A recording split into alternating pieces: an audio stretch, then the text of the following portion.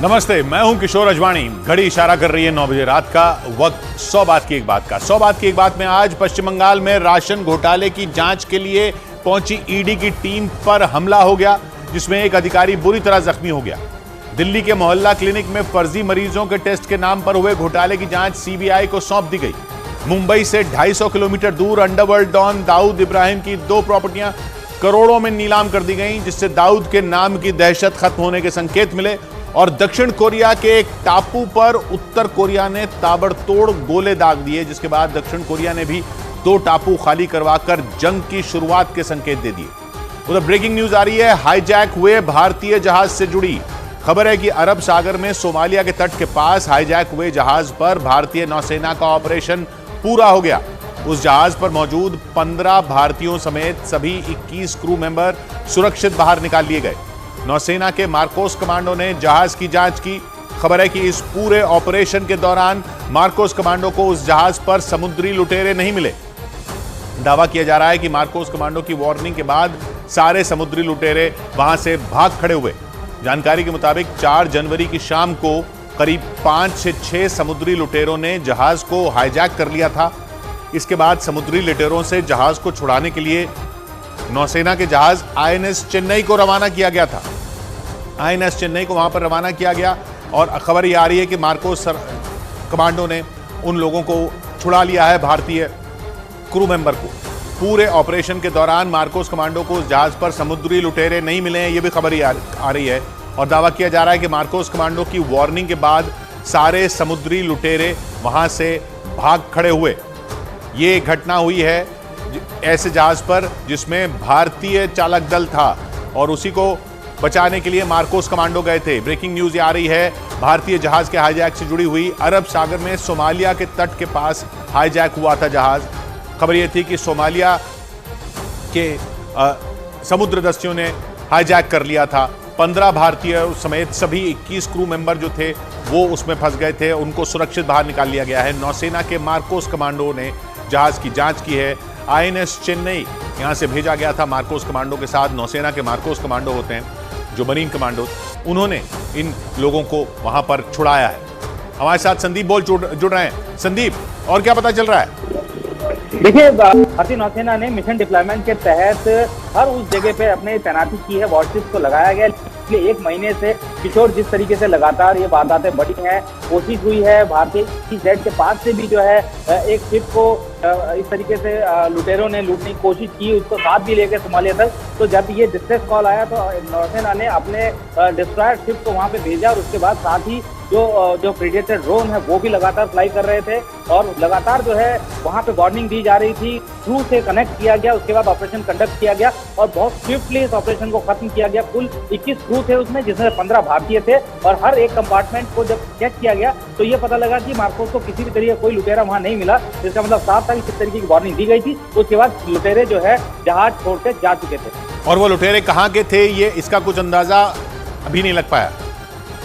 देखिए, अभी ये जो जिस तरीके का सिचुएशन है जहाँ पे ये हुआ है, अदन की खाड़ी से बाहर निकलते साथ जो पूरा एरिया जो कि सोमालिया के साथ लगता है और ये सारी घटनाएं वहीं होती हैं और सोमालियन पायरेट्स की इन्वॉल्वमेंट बहुत ज्यादा होती है। लिहाजा कहा यही जा रहा है कि सोमालियन पायरेट्स हो सकते हैं, लेकिन जिस तरीके का डेटरेंस भारतीय नौसेना ने दिखाया, हवा में जो है भारतीय नौसेना के विमान उड़ रहे थे, लगातार वो कनेक्ट कर रहे थे और उनको वार्निंग दे रहे थे कि आप यहाँ से चले जाइए। और जब आईएनएस चेन्नई ने उस जहाज का रास्ता रोका, उसके बाद जब ऑपरेशन स्टार्ट किया तब ये पता लगा कि जो वार्निंग दी गई है वो वार्निंग के बाद वो सारे के सारे लुटेरे जो कि 5 से 6 बताए जा रहे थे, डिस्ट्रेस कॉल में 5 से 6 बताए गए थे, उनको जो है वो वहां से चले गए। हालांकि अभी तक इस बारे में तो पुष्टि नहीं हो पा रही है कि लुटेरे कहाँ के थे, लेकिन डिस्ट्रेस कॉल के हिसाब से 5 से 6 लुटेरे उस जहाज पे चढ़े थे। लेकिन अब वो जहाज पूरी तरीके से सिक्योर है और वो उसके गंतव्य स्थान तक ले जाने के लिए भारतीय नौसेना उसकी मदद कर रही है। और सारे क्रू मेंबर सुरक्षित हैं?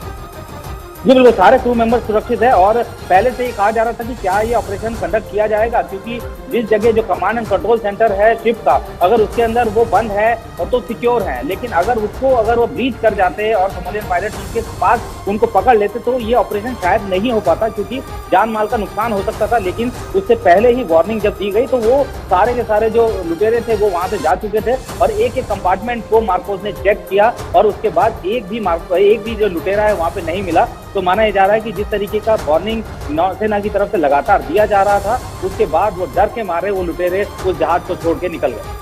जी संदीप, तो ये बहुत बड़ी खबर, जैसा संदीप ने बताया, हाईजैक हुए भारतीय जहाज पर ऑपरेशन किया नौसेना ने। बहुत ही मुश्किल ऑपरेशन ये समुद्र पर, जहां समुद्री लुटेरों ने हाईजैक कर लिया था जहाज को अरब सागर में सोमालिया के तट के पास। उस हाईजैक हुए जहाज पर भारतीय नौसेना का ऑपरेशन पूरा हो चुका है।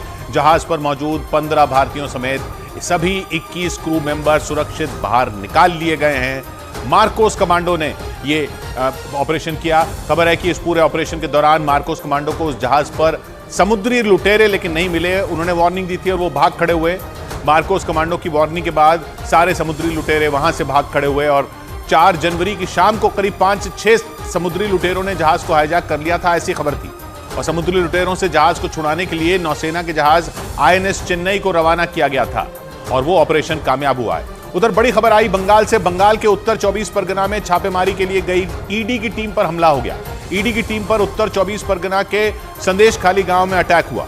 ईडी की टीम वहां टीएमसी नेता शाहजहां शेख के घर पर छापा मारने पहुंची थी, लेकिन ग्रामीणों के हमले की वजह से कार्रवाई रुक गई। हमले में ईडी के 5 अधिकारी घायल हो गए। एक अधिकारी की हालत तो बहुत गंभीर बताई जा रही है।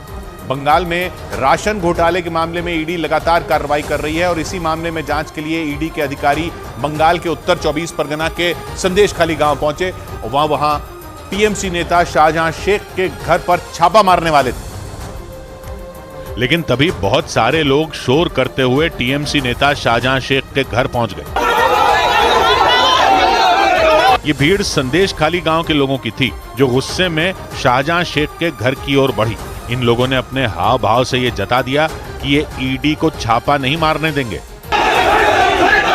इन लोगों को जैसे ही खबर मिली कि ईडी की टीम टीएमसी नेता शाहजहां शेख के घर पहुंची है, ये सीधा उनके घर पहुंच गए। कोई शोर मचा रहा था तो कोई ईडी को सीधी चुनौती दे रहा था। ईडी से नाराज दिख रहे इन लोगों के तेवर काफी आक्रामक थे। ये ईडी की टीम के आगे दीवार की तरह खड़े हो गए और देखते ही देखते बात सुरक्षा कर्मियों के हाथ से निकल गई। संदेश खाली गांव के लोगों में महिलाएं भी थी जो ईडी से लड़ने के लिए सुरक्षा कर्मियों तक धक्का मुक्की करने लगी और आगे बढ़ने की कोशिश करने लगी।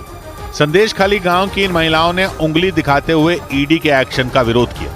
इस बीच सुरक्षा कर्मी भीड़ को काबू करने के लिए जूझते रहे, लेकिन गुस्से में दिख रहे ग्रामीणों को रोकना मुश्किल था। कुछ लोग तो शाहजहां शेख के घर की एंट्री पर खड़े हो गए और इशारों से ईडी अधिकारियों को जाने के लिए बोलते रहे। इन लोगों ने वहां खड़ी एक काली गाड़ी को घेर लिया। कुछ लोग तो उस पर चढ़ भी गए। सारे हंगामे के बीच सुरक्षा कर्मी लोगों को वहां से हटाने की कोशिश करते रहे, लेकिन बवाल चलता रहा। इन लोगों की संख्या अच्छी खासी थी और सब शोर कर रहे थे। इस सारे हंगामे के कुछ ही देर बाद संदेश खाली गांव की सड़कों पर ईडी का एक लहूलुहान अधिकारी नजर आया। इस अधिकारी के सिर पर पट्टी बंधी थी क्योंकि शाहजहां शेख के घर पहुंची भीड़ ने ईडी की टीम पर हमला कर दिया था। ग्रामीणों ने ईडी अधिकारियों की गाड़ी को लेकर उस पर पथराव कर दिया और इसी पथराव ने ईडी के इस अधिकारी को जख्मी कर दिया। अधिकारी के सिर पर गहरी चोट आई। भीड़ ने शाहजहां शेख के घर पहुंची गाड़ियों को भी नहीं छोड़ा। सड़क के किनारे खड़ी ये गाड़ियां भीड़ के गुस्से का सबूत है। इन गाड़ियों में तोड़फोड़ हुई, शीशे टूट गए और सुरक्षा कर्मी एक एक कर इन गाड़ियों की जांच करते नजर आए। न्यूज़ 18 की टीम भी भीड़ के गुस्से का शिकार हुई और पथराव में जख्मी हो गई। इस सारा बवाल इसलिए हुआ क्योंकि ईडी की टीम राशन घोटाले की जांच के लिए टीएमसी नेता शाहजहां शेख के घर पहुंची और देखते ही देखते बवाल हो गया। ईडी का आरोप है कि बंगाल में पीडीएस स्कीम के तहत गरीबों को मिलने वाला राशन खुले बाजार में बेच दिया गया। इसी आरोप की जांच के लिए बंगाल में कई महीनों से ईडी की रेड चल रही है और इसी रेड के दौरान ईडी की टीम पर हमला हुआ। गाड़ियों की तो ऐसी हालत हो गई कि उनका एक भी शीशा नहीं बचा। सीआरपीएफ ने इन गाड़ियों की बारीकी से जांच की। उन्होंने हर गाड़ी के पास जा जाकर उनकी जांच की। उन्होंने गाड़ियों के बाहर और अंदर बैठकर उनका मुआयना किया। इस दौरान मीडिया ने उनसे सवाल पूछे, लेकिन वो कुछ नहीं बोले।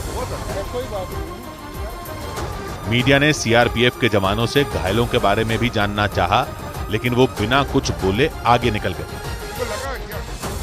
हंगामे के बाद चल रही इस पूरी जांच के बीच पता चला कि शाहजहां शेख के घर पहुंचे ईडी के 5 अधिकारी घायल हुए और एक की हालत उनमें गंभीर है, जिसके बाद इस मामले ने तूल पकड़ लिया। सियासत भी शुरू हो गई। बीजेपी ने इस हमले के लिए राज्य की ममता सरकार को जिम्मेदार माना। केंद्र सरकार ने भी बंगाल सरकार को आड़े हाथ लिया और ईडी की टीम पर हुए मामले को गंभीरता से लिया। और इस घटना को हम लोग बहुत ही गंभीरता से लिए हैं। निर्दिष्ट रूप से आगे जाके क्या होगा हम लोग ये डिसीजन भी लेंगे। केंद्रीय मंत्री निशित प्रामाणिक भले ही बंगाल सरकार को इस बवाल के लिए जिम्मेदार ठहरा रहे हों, लेकिन टीएमसी ने सारा दोष छापा मारने गई ईडी की टीम के सिर मढ़ दिया। ईडी का जो ऑफिसर लोग थे और उनका साथ जो सेंट्रल फोर्स का आदमी लोग थे, वो लोकल पीपल को बुरी तरह इरिटेट कर रहे थे, प्रोवोक कर रहे थे। ईडी की टीम बंगाल में राशन घोटाले की जांच कर रही है। उसका आरोप है कि गरीबों को पीडीएस के तहत मिलने वाले अनाज की बंदर बांट हुई।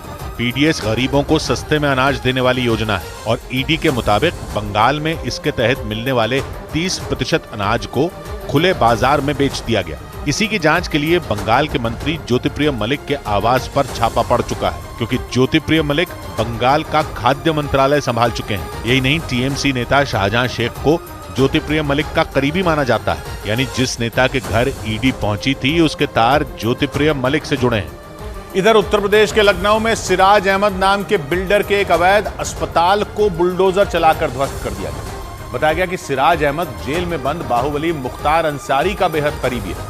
आरोप है कि उसने इस अस्पताल को फर्जी नक्शे पर अवैध तरीके से बनवाया था और इसी वजह से उस अवैध अस्पताल पर प्रशासन की टीम ने बुलडोजर चलवा दिया। इस अस्पताल को गिराने के लिए प्रशासन ने वहां एक नहीं बल्कि चार बुलडोजर बुलवाए और फिर एक साथ उन बुलडोजरों की मदद से इमारत को धराशायी करने का काम शुरू किया गया।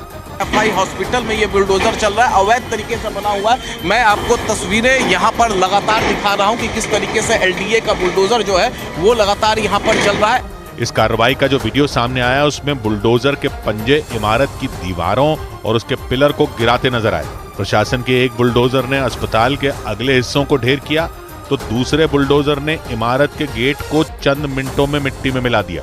इसी तरह बाकी के दोनों बुलडोजर भी इमारत की एक एक ईंट उखाड़ते रहे। लखनऊ विकास प्राधिकरण की तरफ से की गई ये कार्रवाई सुबह करीब 9 बजे शुरू हुई और महज 1 घंटे के अंदर ही अस्पताल का पूरा नक्शा बदल गया और प्रशासन की इस कार्रवाई की वजह से वहां हड़कंप मच गया। जानकारी के मुताबिक मुख्तार अंसारी के करीबी बिल्डर सिराज अहमद के इस अवैध अस्पताल में कोचिंग सेंटर चलाया जा रहा था और इसका पता चलते ही प्रशासन फौरन एक्शन में आ गया। जांच शुरू हुई तो पता चला कि पूरी इमारत ही अवैध तरीके से बनवाई गई है। न तो इसका नक्शा पास करवाया गया था और न ही अस्पताल बनाने की मंजूरी ली गई थी। और तो और इस इमारत में अवैध तरीके से काफी वक्त से कोचिंग सेंटर भी चलाया जा रहा था। इसके बाद फर्जी नक्शे पर बने अस्पताल को प्रशासन ने पिछले महीने की 24 तारीख को सील कर दिया। इस तरीके से एफआई हॉस्पिटल का नक्शा पास नहीं था और अवैध तरीके से इस अस्पताल के अंदर कोचिंग सेंटर चलाया जा रहा था। बाकायदा प्रशासन की तरफ से बिल्डिंग को 5 जनवरी के दिन ध्वस्त करने का एक नोटिस भी चिपकाया गया।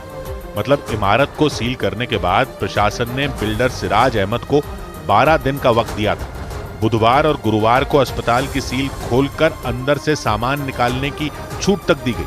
इसके बाद अगले दिन प्रशासन ने इस अस्पताल को गिराने की कार्रवाई शुरू कर दी। लेकिन प्रशासन ने इस कार्रवाई से पहले ही इस पूरे इलाके में भारी संख्या में पुलिस के जवानों को तैनात कर दिया, क्योंकि बिल्डर सिराज अहमद के मुख्तार अंसारी से संबंध होने की वजह से यह आशंका जताई जा रही थी कि कार्रवाई के दौरान वहां बवाल हो सकता है। और इसीलिए प्रशासन ने इमारत पर बुलडोजर चलवाने से पहले उस पूरे इलाके में भारी संख्या में पुलिस के जवान तैनात कर दिए, ताकि किसी भी तरह का बवाल या फिर हंगामा होने पर वक्त रहते हालात को संभाला जा सके। सब कुछ कंट्रोल में होने के बाद एक एक करके प्रशासन के 4 बुलडोजर वहां बुलाए गए और फिर अस्पताल को ढहाने का काम शुरू किया गया। एफआई हॉस्पिटल सिराज बिल्डर ने अवैध तरीके से बनाया था और ये बेहद करीबी है मुख्तार अंसारी का, बेहद करीबी। बिल्डिंग के अगले हिस्से को ध्वस्त करने के बाद इमारत को अंदर से तोड़ने का काम शुरू कर दिया गया। इसके लिए वहां लखनऊ विकास प्राधिकरण के कई मजदूर भी नजर आए, जो बिल्डिंग को मशीनों और बड़े बड़े हथौड़ों से तोड़ने में जुटे रहे। अस्पताल के ठीक बगल में मौजूद 9 मंजिला टावर के 2 फ्लोर को भी प्रशासन ने अवैध घोषित किया है। इनमें 7वां और 8वां फ्लोर शामिल और इन दोनों फ्लोर को भी जल्द ही इसी तरह गिरा दिया जाएगा। उधर बड़ी खबर आई दिव्या पाहुजा हत्याकांड पर। इस मामले में नया मोड़ तब आ गया जब गैंगस्टर संदीप गाडोली के घर वाले सामने आ गए। उन्होंने साफ कर दिया कि दिव्या की हत्या से उनका कुछ भी लेना देना नहीं है, जबकि दावा यह किया जा रहा था कि गैंगस्टर संदीप के एनकाउंटर का बदला लेने के लिए दिव्या की हत्या करवाई गई। इस दौरान गैंगस्टर के घर वालों ने यह दावा किया कि दिव्या की हत्या एक सोची समझी साजिश है जिसे गैंगस्टर बिंदर गुर्जर के इशारे पर अंजाम दिया गया।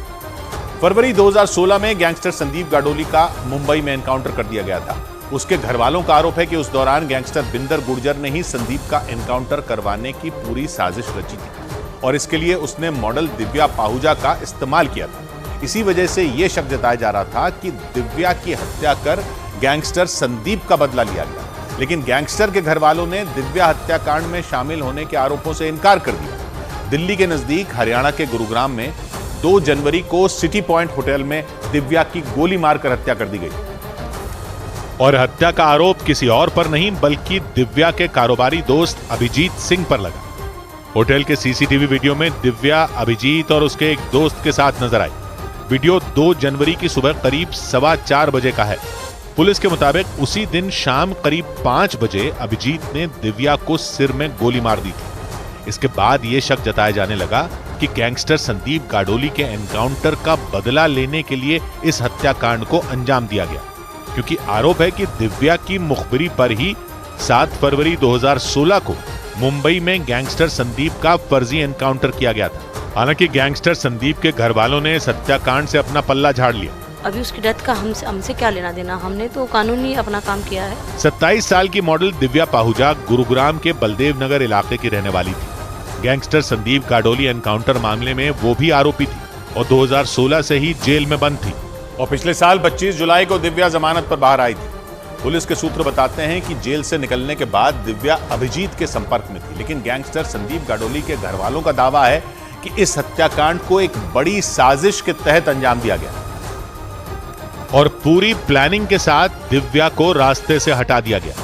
असल में गैंगस्टर संदीप के एनकाउंटर के मामले में गैंगस्टर बिंदर गुर्जर और गुरुग्राम पुलिस के कई अधिकारी जेल में बंद हैं। हालांकि इस मामले में दिव्या भी आरोपी थी, लेकिन वो पिछले साल 25 जुलाई को जेल से जमानत पर बाहर आ गई थी। गैंगस्टर संदीप के घर वालों का दावा है कि दिव्या न सिर्फ गैंगस्टर बिंदर बल्कि जेल में बंद गुरुग्राम पुलिस के अधिकारियों के लिए खतरा बन चुकी थी और इसी वजह से अभिजीत के जरिए गैंगस्टर बिंदर के इशारे पर दिव्या को मौत की नींद सुला दिया गया।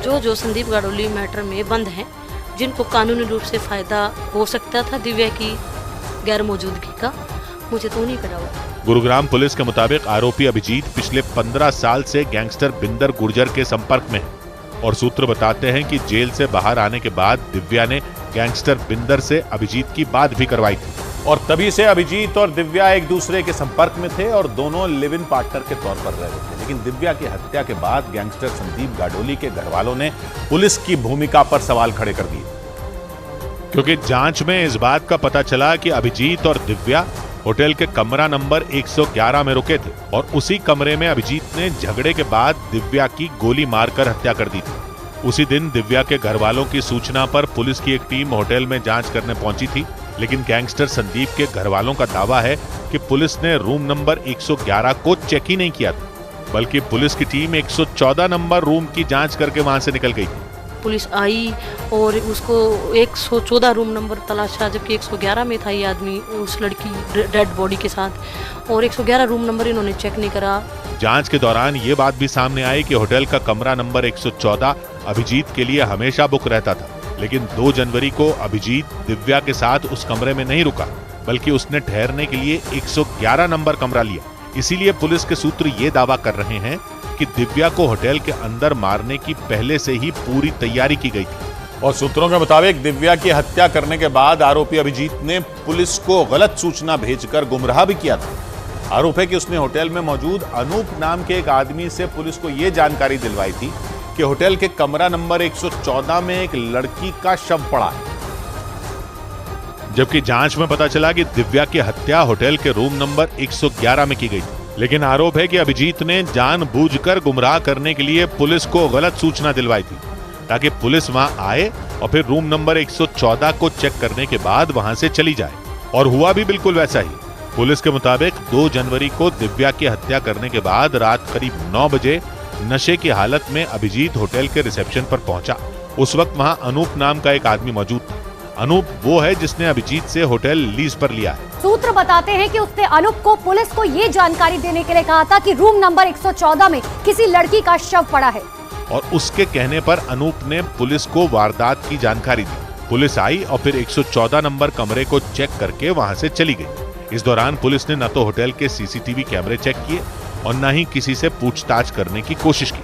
आरोप है कि पुलिस की इस लापरवाही की वजह से अभिजीत दिव्या के शव को होटल से बाहर निकालकर ठिकाने लगाने में कामयाब हो गया। और 3 दिन गुजरने के बाद भी पुलिस को दिव्या का शव नहीं मिल सका। पुलिस सूत्रों का दावा है कि दिव्या की हत्या करने के बाद 4 घंटे तक अभिजीत उसी होटल में था।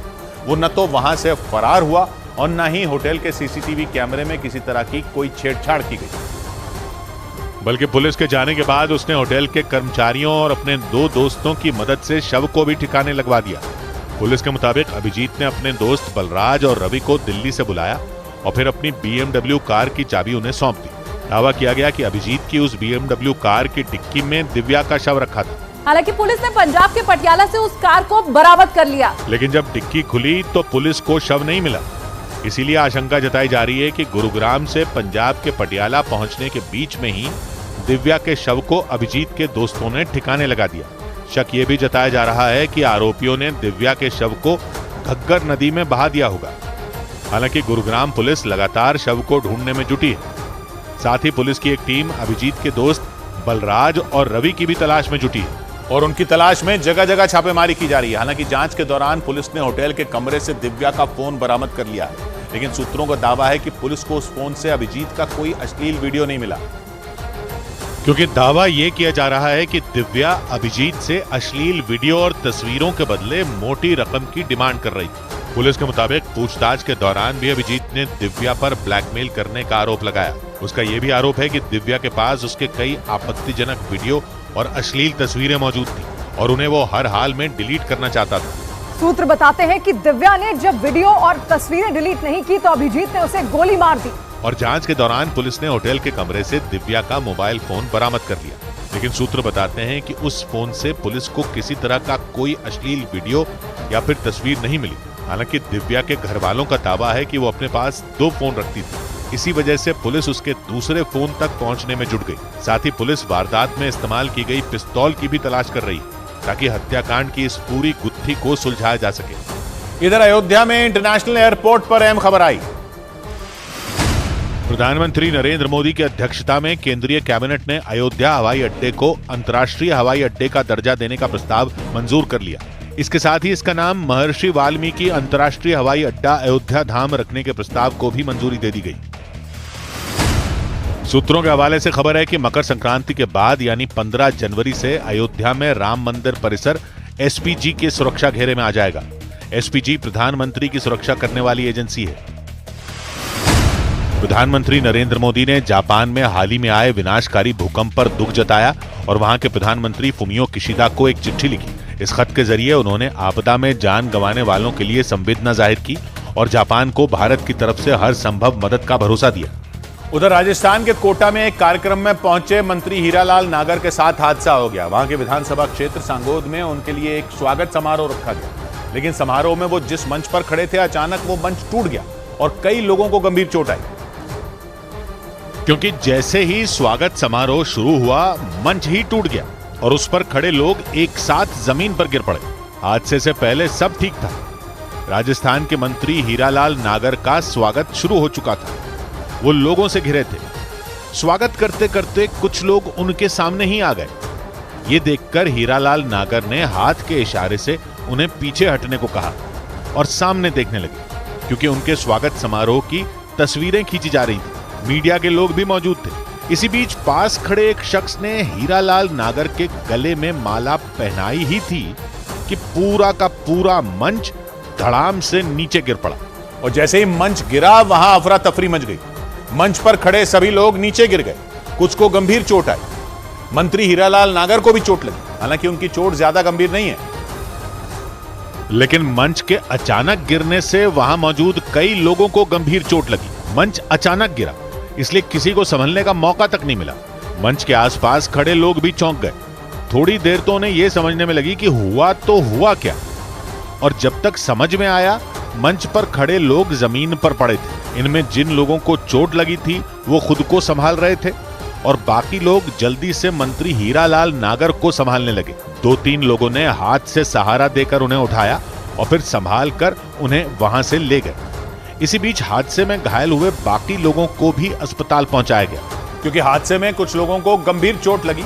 इन लोगों को पास के ही अस्पताल में ले जाया गया। कोटा के सांगोद विधानसभा क्षेत्र में हुए समारोह में अच्छी खासी भीड़ जुटी थी, क्योंकि मंत्री बनने के बाद पहली बार हीरालाल नागर अपने विधानसभा क्षेत्र सांगोद पहुंचे थे। ये स्वागत समारोह इसी खुशी में रखा गया, लेकिन मंच टूटने से रंग में भंग पड़ गया। जो लोग थोड़ी देर पहले तक हीरालाल नागर के साथ मंच पर खड़े थे, खुशी खुशी तस्वीरें खिंचवा रहे थे, मंच गिरने के बाद वो घायल हो गए। ये मंच जब गिरा तो उस पर कई लोग मौजूद थे। माना जा रहा है कि मंच पर जरूरत से ज्यादा लोग खड़े हो गए और इसी वजह से मंच टूट गया और सारे लोग जमीन पर गिर पड़े। हादसे में हीरालाल नागर को भी चोट लगी, लेकिन चोट गंभीर नहीं है, जबकि मंच पर खड़े कुछ लोगों को गंभीर चोट भी लगी और उन्हें इलाज के लिए अस्पताल ले जाया गया। इधर आवारा कुत्तों के आतंक का एक चौंकाने वाला मामला दिल्ली के पास यूपी के ग्रेटर नोएडा से सामने आया। वहां आवारा कुत्तों के झुंड ने एक महिला पर हमला कर दिया और उसे दौड़ा कर वहां से भगा दिया। इसका जो खौफनाक वीडियो सामने आया, उसमें वो महिला सेंचुरियन पार्क नाम की एक हाउसिंग सोसाइटी में घुसती नजर आई। इस दौरान वहां 3 कुत्ते मौजूद थे और जैसे ही वो वहां से जाने लगी, उनमें एक काले रंग का कुत्ता उस पर भौंकने लगा। ऐसे में वो महिला डर गई और धीरे धीरे अपने कदम बढ़ाने लगी। वो थोड़ी आगे बढ़ी थी कि उन तीनों कुत्तों ने उस पर हमला बोल दिया। इसके बाद तो वहां चीख पुकार मच गई।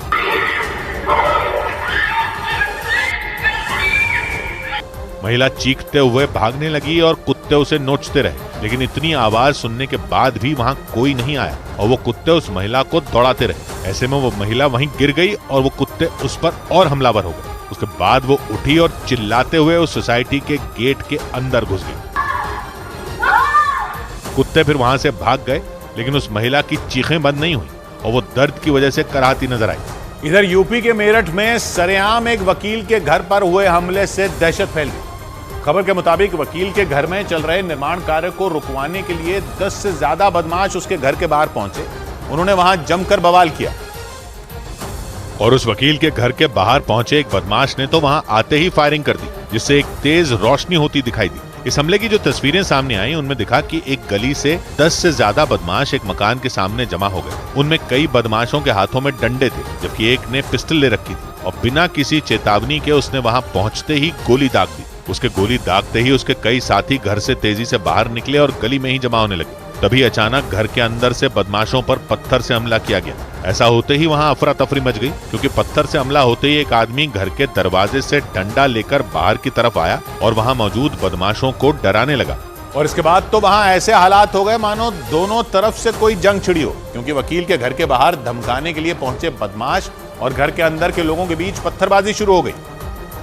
और कभी घर के अंदर से कोई पत्थर बदमाशों की तरफ फेंका जाता, तो कभी बदमाशों की तरफ से गली में पड़े ईंटों और पत्थरों से वार किया जाता। कई बदमाश तो वहां गली के किनारे रखी गई ईंटों को उठाकर वकील के घर की तरफ फेंकने लगे। इस बीच पहली बार गोली चलाने वाले बदमाश ने ही फिर एक बार फायरिंग कर दी। हालांकि घर के अंदर से हो रहे विरोध को देखते हुए आखिरकार बदमाश वहां से फरार हो गए। बताया गया कि ये पूरा मामला वकील के घर में चल रहे निर्माण कार्य से जुड़ा है। खबर के मुताबिक वहां के शारिक सलमान नाम के गैंग के बदमाश वकील को काम बंद करने के लिए धमकाने गए थे। इधर आम आदमी पार्टी ने राज्यसभा चुनाव के लिए अपने उम्मीदवारों का ऐलान कर दिया। दिल्ली में राज्यसभा चुनाव के लिए आम आदमी पार्टी ने अपने तीनों उम्मीदवारों के नाम तय कर लिए। पार्टी ने दिल्ली महिला आयोग की अध्यक्ष स्वाति मालीवाल को उम्मीदवार बनाया है। उनके अलावा संजय सिंह और एनडी गुप्ता को लगातार दूसरी बार राज्यसभा भेजने की तैयारी है। दिल्ली में राज्यसभा की 3 सीटों पर 19 जनवरी को चुनाव होगा। गुजरात के मुख्यमंत्री भूपेंद्र पटेल ने 450 किलो वजन वाले नगाड़े समेत एक खास रथ को अहमदाबाद से हरी झंडी दिखाई। अहमदाबाद से अयोध्या तक जाने वाले इस रथ का वजन 700 किलो बताया गया। मंदिर मंदिर घूमेगा ये नगाड़ा और उसके बाद ये प्रस्थान करेगा अयोध्या। कोलकाता में मौजूद भारतीय संग्रहालय को बम से उड़ाने की धमकी दी गई।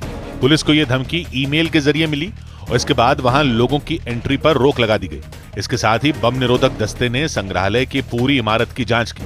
हालांकि जांच में कहीं भी कोई संदिग्ध चीज नहीं मिली।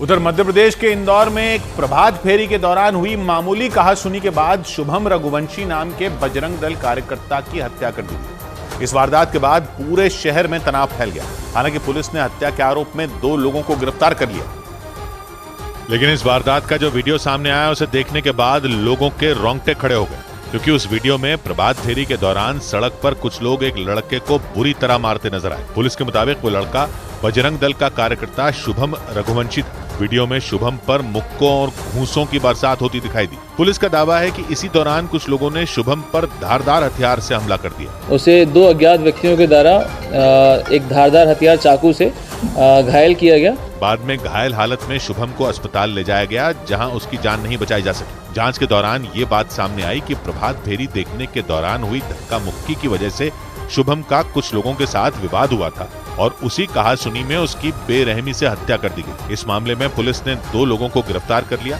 इसके अलावा पुलिस इस वारदात में शामिल कई दूसरे लोगों की भी तलाश में जुटी है। इधर जम्मू कश्मीर के शोपियां में हुई मुठभेड़ में सुरक्षा बल ने एक आतंकी को ढेर कर दिया और उसके साथी को पकड़ने के लिए वहां तलाशी अभियान चलाया जा रहा है। क्योंकि सुरक्षा बल को शोपियां के चोटीगाम इलाके में 2 आतंकियों के छिपे होने की सूचना मिली थी, लेकिन बताया गया कि जब सुरक्षा बल के जवान वहां जांच के लिए पहुंचे तो आतंकियों ने उन पर फायरिंग शुरू कर दी। इसके बाद जवाबी कार्रवाई में सुरक्षा बल ने भी उन आतंकियों पर गोलियों की बौछार कर दी।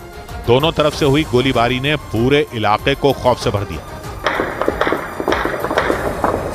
कई घंटों तक चली इस मुठभेड़ में सुरक्षा बल के जवानों ने उस मकान को तहस नहस कर दिया जिसमें आतंकी छिपे हुए थे। इस दौरान लश्कर तैयबा से जुड़ा एक आतंकी मारा गया, जबकि उसका साथी वहां से भागने में कामयाब हो गया। मारे गए आतंकी की पहचान बिलाल अहमद भट्ट के रूप में हुई। उस पर कई आतंकी हमलों में शामिल होने का आरोप था। आर्मी अफसर को की किलिंग में इन्वॉल्व था और बाद में कुछ माइनॉरिटी किलिंग्स में भी इन्वॉल्व था। सुरक्षा बल को शक है कि मारे गए आतंकी का साथी शोपियां में चोटीगाम या उसके आसपास के इलाकों में छिपा हो सकता है। इसीलिए उन इलाकों की घेरेबंदी कर वहां तलाशी अभियान चलाया जा रहा है। उधर छत्तीसगढ़ के बिलासपुर में 2 दिन पहले हुए एम्बुलेंस हादसे पर हाई कोर्ट ने सरकार से जवाब मांगा, क्योंकि उस हादसे में उस एम्बुलेंस के ड्राइवर समेत उसमें सवार मरीज भी घायल हो गए। उसका वीडियो भी सोशल मीडिया पर वायरल हो गया और उस वीडियो में एक सड़क पर वो तेज रफ्तार एम्बुलेंस आती नजर आई और थोड़ा आगे जाकर पलट गई। उसे देखकर आसपास मौजूद लोग वहां आए और एम्बुलेंस को सीधा करवाया। तस्वीरों में साफ नजर आया कि उस एम्बुलेंस की रफ्तार बहुत तेज थी और उसी वजह से उसके ड्राइवर का संतुलन बिगड़ा और वो एम्बुलेंस पलटी। बताया गया कि मरीजों को जल्दी अस्पताल पहुंचाने के चक्कर में उस ड्राइवर ने अपनी स्पीड बढ़ा दी थी और ट्रैफिक सिग्नल तोड़ने की कोशिश की। इसी वजह से उस एम्बुलेंस पर उसका कंट्रोल नहीं रहा और वो पलट गई। बताया गया कि इस हादसे में एम्बुलेंस में सवार 2 मरीज घायल हो गए और उन्हें तुरंत अस्पताल में भर्ती करवाया गया। वहीं इस हादसे का वीडियो वायरल होते ही हाई कोर्ट ने सरकार से सवाल पूछा कि इमरजेंसी सेवाओं की गाड़ियों को निकालने के लिए सड़क पर क्या इंतजाम किए गए हैं, और इसका जवाब देने के लिए हाई कोर्ट ने सरकार को 18 जनवरी तक का समय दिया है। इधर मध्य प्रदेश के ग्वालियर में उस वक्त हड़कंप मच गया जब दिन दहाड़े 3 बदमाशों ने कोरियर कंपनी में लूट की वारदात अंजाम दे दी। दावा किया गया कि हथियार के दम पर बदमाश वहां से 90,000 रुपए और एक मोबाइल फोन लूट कर फरार हो गए।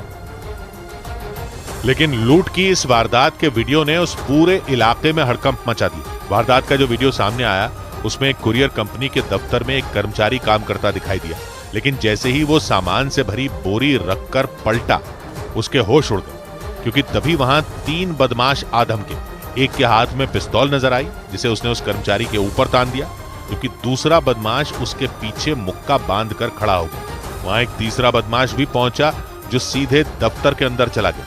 इसी बीच एक बदमाश उस कर्मचारी को मारने लगा और दूसरा उसे काबू करने के लिए उस पर पिस्तौल ताने रहा। बाद में बदमाश उसे मारते हुए अंदर ले गए।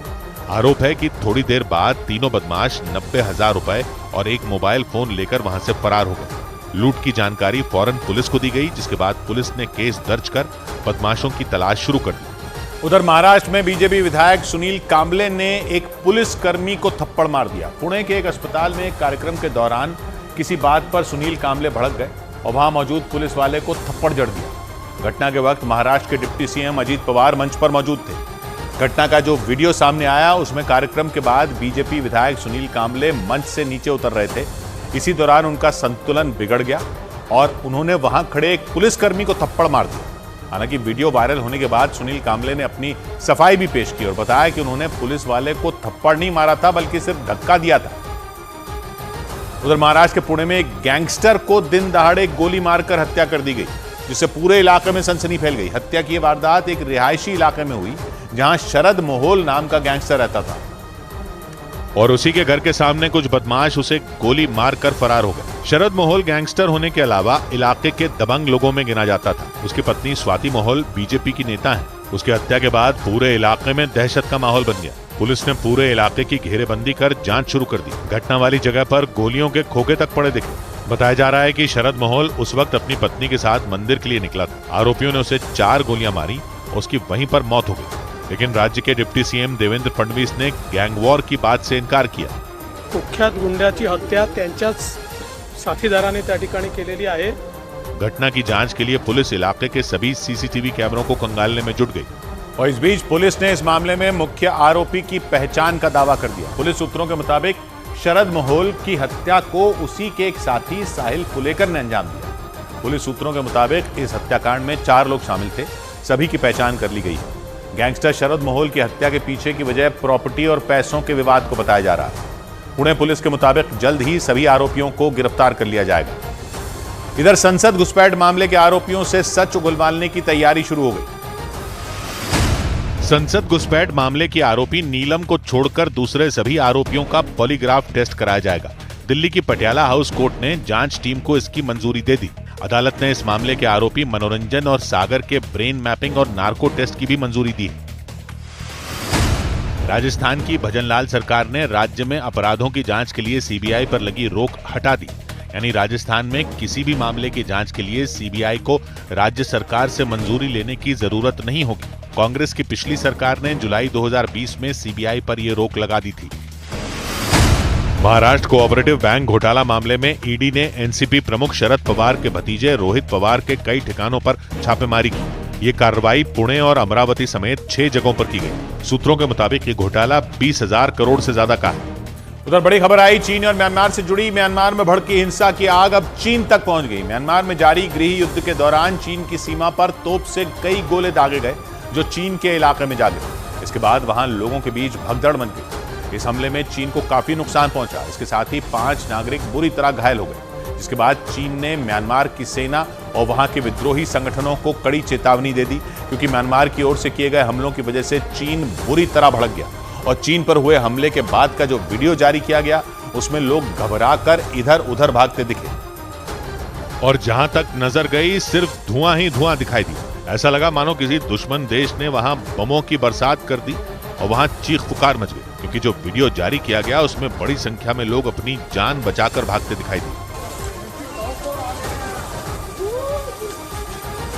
जबकि उस वीडियो के 10 सेकंड के बाद जो दिखा उसने वहां मौजूद लोगों को खौफ से भर दिया। उस वीडियो में 10 सेकंड बाद एक आदमी सड़क किनारे बेहोशी की हालत में जमीन पर पड़ा हुआ नजर आया। इस बीच वहां कुछ महिलाओं समेत दूसरे लोग उस आदमी को उठाते दिखे। इस दौरान वहां मौजूद वो लोग ये समझ नहीं पा रहे थे कि आखिर हुआ क्या, क्योंकि हर तरफ शोर ही सुनाई दे रहा था। इतना ही नहीं, सामने आया उस वीडियो में 24 सेकंड बाद और भी खौफनाक मंजर दिखाई दिया। उस वीडियो में 24 सेकंड बाद सफेद शर्ट पहना एक आदमी एक घायल महिला की मदद करता नजर आया।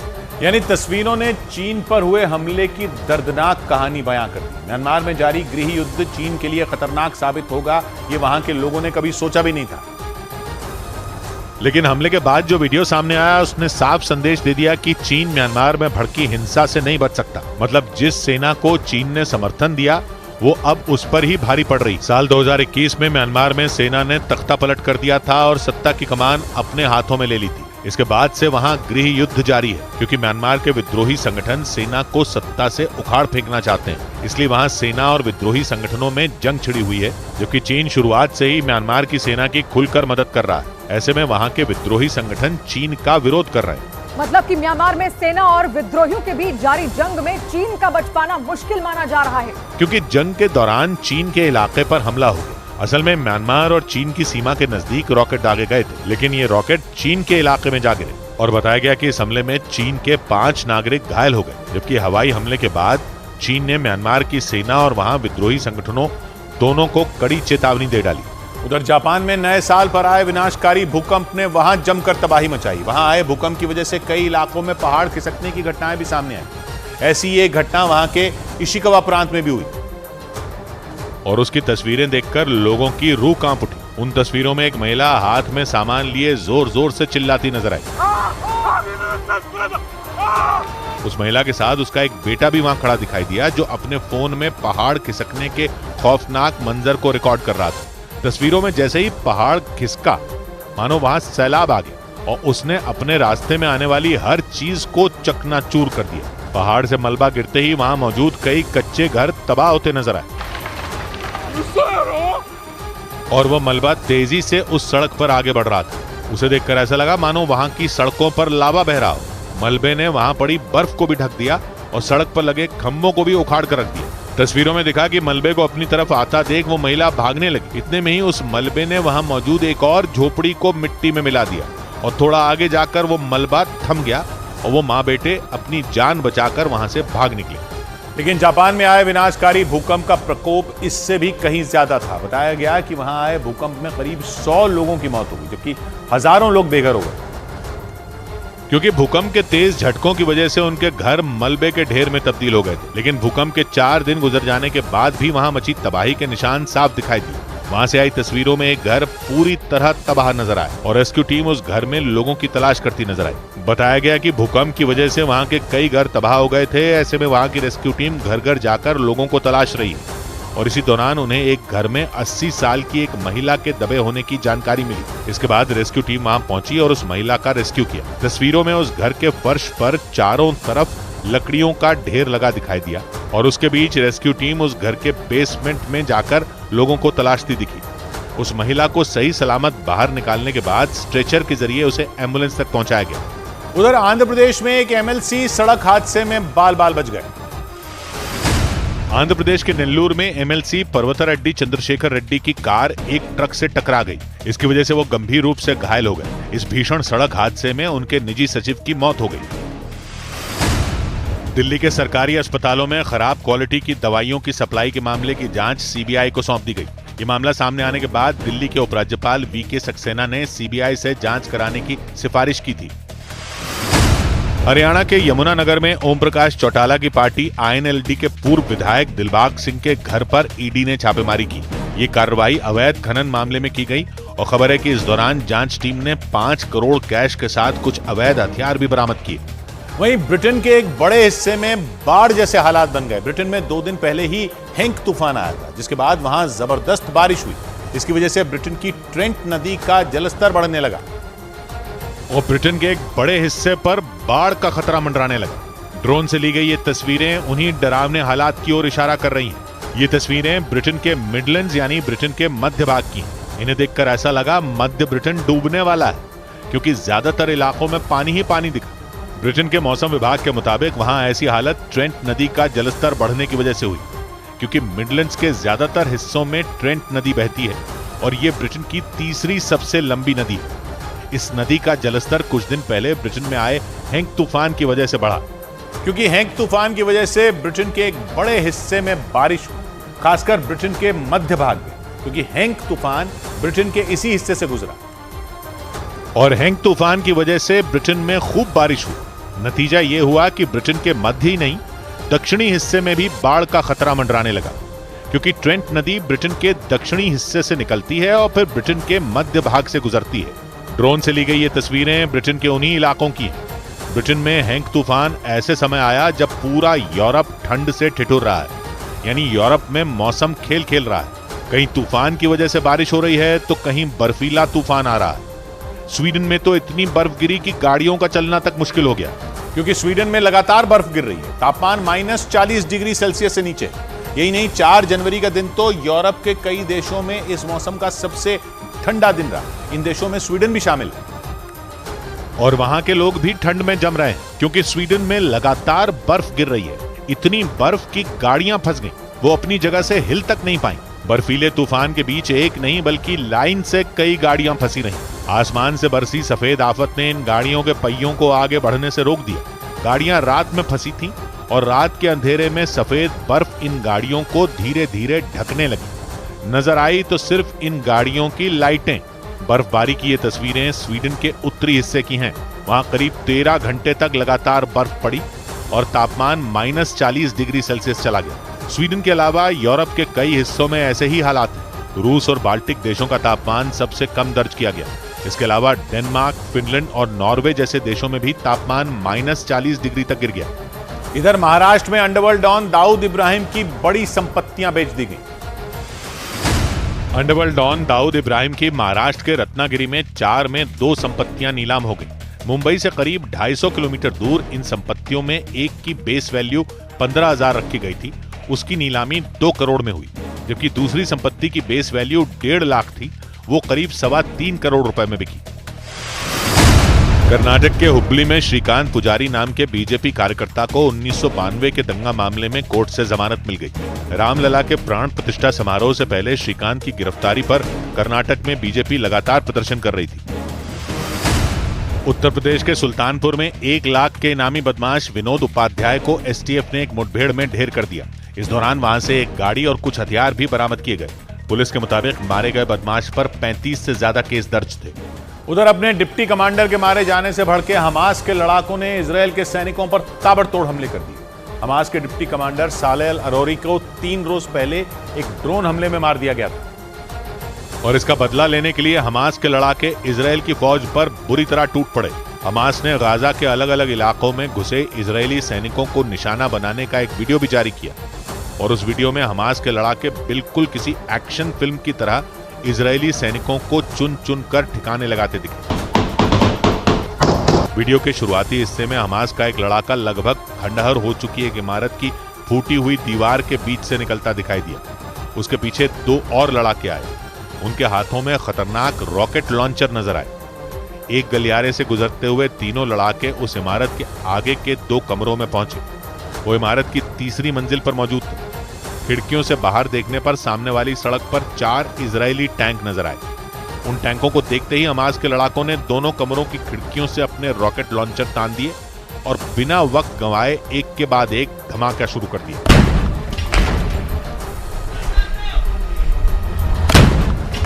हमले के बाद इजरायल के एक टैंक पर आग का गोला बना नजर आया। हमास ने इस हमले में इजरायल के उन 4 टैंकों को मिट्टी में मिलाने का दावा किया और उनमें मौजूद सभी सैनिकों को भी मार गिराने का दावा किया। गाजा के रिहायशी इलाकों से इजरायल के सैनिकों को खदेड़ने के लिए हमास के लड़ाके घात लगाकर हमले कर रहे हैं और हमास ने इसी तरह के एक और हमले का वीडियो जारी किया और उस वीडियो में दिखा कि हमास के लड़ाकों ने पहले बम लगाकर धमाका किया, उसके बाद चारों तरफ से जोरदार गोलीबारी शुरू कर दी। तस्वीरों में हमास का एक लड़ाका इमारतों के मलबे से ढकी एक गली में नजर आया। उसने वहां एक मकान के करीब बम फिट किया और इसके बाद वहां से कुछ ही दूरी पर छिप गया। इस दौरान हथियारों से लैस हमास के कई लड़ाके आसपास की इमारतों में छिपे रहे। वो इजरायल के सैनिकों का इंतजार कर रहे थे, क्योंकि इजरायल की सेना रिहायशी इलाकों में छिपे हमास के लड़ाकों को अब ढूंढ ढूंढ कर मौत की नींद सुला रही है। लेकिन इस बार इजरायल के सैनिकों का एक दल हमास के जाल में फंस गया, क्योंकि जैसे ही वो दल उस मकान के करीब पहुंचा वैसे ही जोरदार धमाका हो गया। इस बम ब्लास्ट की चपेट में आने से जो सैनिक बचे उन्हें संभलने तक का मौका नहीं मिला, क्योंकि धमाके के फौरन बाद आसपास की इमारतों में छिपे हमास के लड़ाकों ने ताबड़तोड़ गोलियां बरसानी शुरू कर दी। हमास ने दावा किया कि इस हमले में इजरायली सैनिकों के उस दल के सभी सदस्य मारे गए। हालांकि आमने सामने की लड़ाई में इजरायल की फौज हमास पर भारी पड़ती दिख रही है। दावा किया गया कि इसीलिए हमास के लड़ाके छिपकर हमले करने पर जोर दे रहे हैं और इसमें जो चीज सबसे ज्यादा उनके काम आ रही है वो है गाजा में मौजूद सुरंगें। एक वीडियो में हमास के लड़ाके मैदानी इलाके में खुल रही एक सुरंग से निकलते दिखाई दिए। इसी दौरान वहां एक टीले के पीछे इजरायल की कई बख्तरबंद गाड़ियां और टैंक नजर आए। देखकर लगा जैसे इजरायल के सैनिकों ने वहां डेरा जमा रखा हो। हालांकि उन्हें देखने के बाद हमास के लड़ाकों ने फौरन हमला नहीं किया, बल्कि रात होने का इंतजार किया और शाम ढलते ही उन्होंने पहले रॉकेट दागा और फिर जमकर गोलियों की बौछार कर दी। अपने डिप्टी कमांडर सालेह अल अरोरी के मारे जाने के बाद हमास ने इन हमलों में इजरायल को बड़ी चोट देने का दावा किया। इजरायल ने सालेह को 3 दिन पहले ड्रोन हमले में मार गिराया था। उधर बड़ी खबर आई इराक से। अमेरिका ने वहां बड़ी स्ट्राइक करके हरकतुल नुजाबा नाम के संगठन के कमांडर मुश्ताक जवाद काजिम अल जबारी को मार गिराया। अमेरिका के मुताबिक उसकी सेना के लिए ये एक बड़ी कामयाबी है, क्योंकि अल जबारी को इराक में मौजूद कई अमेरिकी ठिकानों पर हमले का जिम्मेदार माना जाता था। इराक में सक्रिय हरकत अल नुजाबा उन संगठनों में एक है जिसे ईरान का समर्थन है और इसी वजह से इस संगठन के लड़ाकों के निशाने पर इराक में मौजूद अमेरिकी बेस रहते हैं। अमेरिका के इन अड्डों पर इजरायल और हमास की जंग के बाद से ही हमले तेज हो गए और इसी वजह से इराक में अमेरिका की एयर स्ट्राइक भी बढ़ गई। अमेरिकी सेना की ऐसी ही कार्रवाई में ईरान को एक बड़ी चोट पहुंचने का दावा किया गया। अमेरिका के मुताबिक इराक में ईरान समर्थित लड़ाकों के ठिकानों पर उसकी सेना कई दिनों से आंखें गड़ाए बैठी थी और जैसे ही उन्हें हरकत अल नुजाबा के कमांडर मुश्ताक जवाद काजिम अल जबारी की खबर मिली, उन्होंने हमला बोल दिया। खबर के मुताबिक अमेरिकी सेना ने उसकी गाड़ी को निशाना बनाया। बताया गया कि अमेरिकी सेना ने उस गाड़ी पर कई रॉकेट दागे और उसमें अल जबारी मारा गया। खुद अमेरिका के रक्षा मंत्रालय पेंटागन ने इसकी पुष्टि की। U.S. forces took necessary and proportionate action against Mushtaq Jawad Kazim al-Jawari. America के मुताबिक उसकी सेना लंबे वक्त से अल जबारी की तलाश में जुटी थी, क्योंकि अमेरिका का आरोप है कि कमांडर अल जबारी इराक में उसके कई सैनिकों की हत्या में शामिल था। इसलिए अमेरिका किसी भी कीमत पर उसे मौत के घाट उतार देना चाहता था ताकि इराक में अमेरिका के सैन्य ठिकानों पर हमले रोके जा सके। दावा किया गया कि ईरान के समर्थन से लड़ रहे अल जबारी ने कई बार इराक में अमेरिका के सैन्य अड्डों को निशाना बनाया और इन्हीं हमलों से भड़के अमेरिका ने वहां एयर स्ट्राइक कर दी। Abu Taqwa was actively involved in planning and carrying out attacks against American personnel. अल जबारी को ढेर करने के लिए अमेरिका घात लगाए बैठा था। जिस वक्त बगदाद में हवाई हमले किए गए, उस वक्त अल जबारी अपने मुख्यालय में दाखिल हो रहा था। अल जबारी हरकत अल नुजाबा ग्रुप का कमांडर था, जो इराक में ईरान के समर्थन से लड़ने वाले लड़ाकों का एक बड़ा संगठन है। हरकत अल नुजाबा ग्रुप को अमेरिका ने साल 2019 में आतंकी संगठन घोषित कर दिया था। हालांकि दावा यह भी है कि हरकत अल नुजाबा संगठन इराक की सेना के नियंत्रण में रहकर ही काम करता है, यानी उसे वहां पूरी तरह इराक की सेना का भी साथ मिला हुआ है। उधर छत्तीसगढ़ में मंत्री के बंगले में चोरी की खबर से हड़कंप मच गया।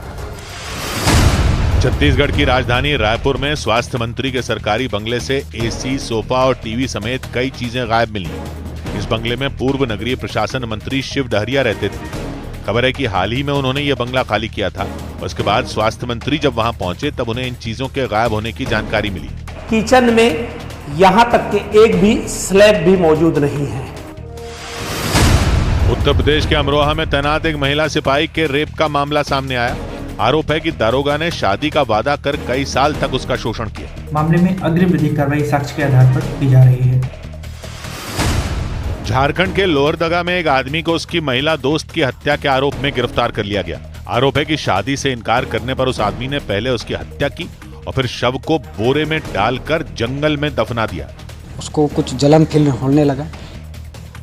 उधर इंडोनेशिया में 2 ट्रेनों की भीषण टक्कर से कोहराम मच गया। न्यूज एजेंसी रॉयटर्स के मुताबिक हादसे की शिकार दोनों ट्रेनें एक ही ट्रैक पर तेज रफ्तार से दौड़ रही थी, जिससे उनकी टक्कर हो गई और हादसे में 4 यात्रियों की मौत हो गई, जबकि 42 लोगों के घायल होने की खबर सामने आई। और हादसे के बाद वहां हाहाकार मच गया। ड्रोन कैमरे से बनाए गए वीडियो में दिखा कि 2 ट्रेनें बिल्कुल आमने सामने से टकराई। हादसा एक ही ट्रैक पर दोनों ट्रेनों के आने की वजह से हुआ। टक्कर की वजह से एक ट्रेन का डिब्बा तो पलटकर बगल के खेत में गिरा हुआ नजर आया। हादसे के बाद वहां चारों तरफ अफरा तफरी मच गई। हादसे वाली जगह पर लोगों की भीड़ और राहत और बचाव के काम में जुटे लोग दिखाई दिए। इस दौरान वहां कई एम्बुलेंस और फायर ब्रिगेड की एक गाड़ी भी खड़ी दिखाई दी। आमने सामने की टक्कर की वजह से एक ट्रेन का डिब्बा दूसरी ट्रेन के इंजन पर चढ़ गया था। हादसा इतना भयानक था कि तस्वीरों को देखकर ऐसा लगा मानो ट्रेनें स्टील और लोहे से नहीं बल्कि कागज की बनी। इंजन के ऊपर चढ़ा डिब्बा पूरी तरह तबाह हो गया था और हादसे के बाद वहां चीख पुकार मच गई। खबरों के मुताबिक सूचना मिलते ही आसपास के गांव वाले भी हादसे वाली जगह पर जान के लिए दौड़ पड़े। न्यूज एजेंसी रॉयटर्स के मुताबिक तुरगंगा एक्सप्रेस 287 यात्रियों को लेकर पूर्वी जावा से चली थी, लेकिन सुबह करीब 6:30 बजे एक पैसेंजर ट्रेन से उसकी टक्कर हो गई। उसकी सूचना मिलते ही इंडोनेशिया के रेलवे विभाग में हड़कंप मच गया, क्योंकि हादसे की वजह से पहले कई लोगों के मारे जाने की खबर सामने आई थी। हादसे के बाद जो तस्वीर सामने आई उसे देखकर हर कोई दहल गया। इंडोनेशिया के रेलवे के एक अधिकारी ने बताया कि हादसा पश्चिम जावा के बांडुंग शहर में हुआ। उन्होंने जानकारी दी कि एक पैसेंजर ट्रेन सिकलेंका स्टेशन से करीब 500 मीटर की दूरी पर थी। तभी उसी ट्रैक पर तुरंगा एक्सप्रेस आ गई और दोनों की आमने सामने से टक्कर हो गई। दोनों ट्रेनों में कुल 478 यात्री सवार थे। ट्रेनों की टक्कर के बाद हादसे वाली जगह पर तुरंत राहत और बचाव की टीम पहुंच गई। रेस्क्यू टीम के सदस्य गैस कटर की मदद से ट्रेन के टूटे और पलट चुके डिब्बों को काटते दिखाई दिए। इंडोनेशिया के रेलवे विभाग ने हादसे वाले रेल रूट को बंद कर दिया।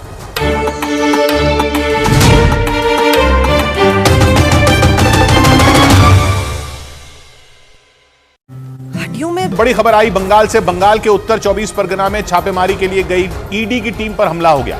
ईडी की टीम पर उत्तर 24 परगना के संदेशखाली गांव में अटैक हुआ। ईडी की टीम वहां टीएमसी नेता शाहजहां शेख के घर पर छापा मारने पहुंची थी, लेकिन ग्रामीणों के हमले की वजह से कार्रवाई रुक गई। हमले में ईडी के 5 अधिकारी घायल हो गए। एक अधिकारी की हालत तो बहुत गंभीर बताई जा रही है।